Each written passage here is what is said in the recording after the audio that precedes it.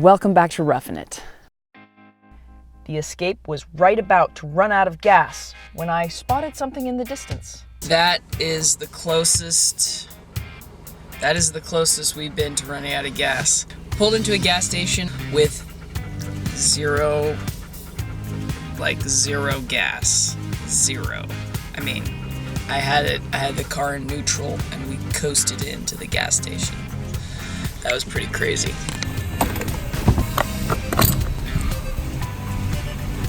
Fortunately, I was able to fill up the tank just in time, and we were able to carry on. The Little Bighorn Battlefield National Monument commemorates those who fell on both sides of the battle. It was the most significant of the Great Sioux War of 1876, the victory of the combined forces of the Lakota, Cheyenne, and Arapaho tribes over the 7th Cavalry Regiment of the United States Army is acknowledged here. Well, since there's no pets allowed outside of vehicles, we are just going to drive through the Bighorn Battlefield. Right, Skylar? Markers where bodies were found are scattered throughout, and it's understandable why pets are not allowed. Beartooth Highway is only open during summer. Often described as the best motorcycling road in the Northwest and the most scenic road in America. I was already planning our next trip. We didn't take the Beartooth Highway. Instead, the Yellowstone River would host and guide our journey through the rest of Montana. Are you ready? Let's go! Montana was named by the Spanish explorers, montaña meaning mountainous region. It's a bit of a misnomer as flat prairies mostly comprise the state in the east. While the Great Plains might battle the Rocky Mountains for domination at this point of the continental divide, to me, the most prominent geographical characteristic are the rivers. We are walking in a dry riverbed in Montana. It's really beautiful here in Montana. We're gonna probably stop and sleep here tonight. There are 28 million acres of BLM land, almost 30% of the state. We camped on public lands along the Yellowstone River, the same river that transported Lewis and Clark through much of their exploration of the region. So apparently this river that we just camped at tonight, last night, whatever, they're all the same. Lewis and Clark passed right through here and camped close by. Interesting. Like a lifeblood, the streams provide for hydropower, crop and forage irrigation, mining, fishing, tourism, recreation, and water for consumption. Beyond that, the spirit of the place seems to flow in the waterways that carve this land. Tip number 1, water gear. If you visit Montana, you might want to bring some gear for the water. Don't trifle with safety. The current can move fast and sweep people and pets away. Don't forget life preservers for both you and the dog. Never underestimate moving water. If you have little or no experience with rivers, it's best to enjoy them with an experienced guide. We stayed in shallow areas and did not take many chances. We didn't have the gear or the budget for the gear, so I decided to spend 3 days sitting and listening to the river tell its story.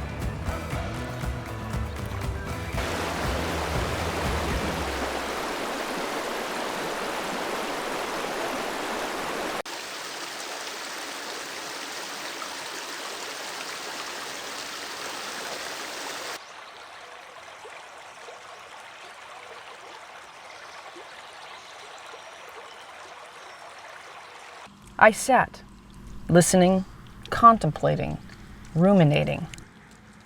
The quiet listening part was lost on Skylar. Why do all that when you could be playing ball? The naturalist John Muir once wrote, "Whenever I met a new plant, I would sit down beside it for a minute or a day to make its acquaintance, hear what it had to tell." I found myself doing the same with the river, even if ball play was more important to the other half of the expedition. This river is the only free-flowing, undammed river in the lower 48 states and travels 692 miles across the states. Just woke up, came down to the river. It's flowing. Check it.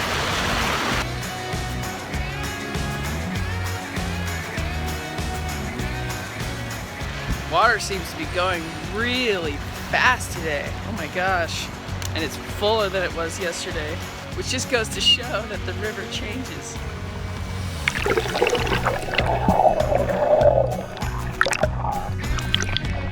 The river beckoned further west. This is our new campground for the night. We're still in Montana. I don't know where we are. Big Timber.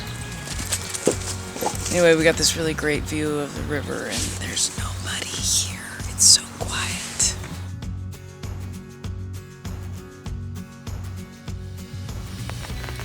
What's better than the river in the sun? The river in the rain.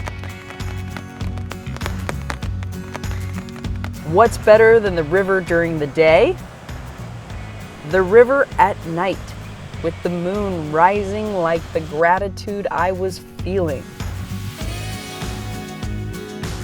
Norman Maclean wrote in an apt description in his novel, A River Runs Through It, "Eventually all things merge into one, and a river runs through it. The river was cut by the world's great flood and runs over rocks from the basement of time. On some of the rocks are timeless raindrops. Under the rocks are the words, and some of the words are theirs. I am haunted by waters. Open yourself up to the rivers in Montana, and they will haunt you too." We carried on west into Bozeman. Bozeman has been lauded as one of America's great small towns with an artsy college vibe, crisscrossed with hiking trails in and around town. The locals are not too keen on the newfound popularity, but they are a pretty fun-loving bunch. While the summer times in Bozeman are idyllic, the winter is not so much. With an average of 39 inches of rain, 72 inches of snow, and lows of 12 degrees Fahrenheit, it's a little chilly. The bohemian vibe is very recent, and the majority of the town is made up of ranchers, hunters, and college students. Paleontology is prominent, with an abundance of dinosaur fossils found in the area. Stop in at the Museum of the Rockies for a look at the 13 specimens of Tyrannosaurus rex. Hike the famed Bozeman Trail, the first offshoot of the Oregon Trail, for a view of the surrounding areas.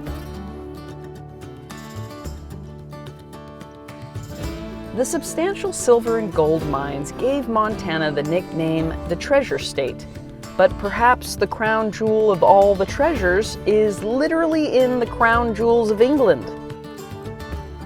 The Yogo sapphire, special for its blue color, is the only gem from North America to be included in the Royal Collection, and it comes from Montana. Skylar had a wonderful time in Montana, among her favorite places. Many people come to Montana to fish or hunt. I encourage you to come and listen.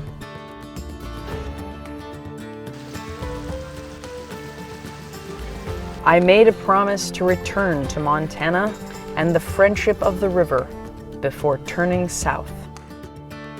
Join us as we go to the oldest national park in American history. Find out what it is in next episode.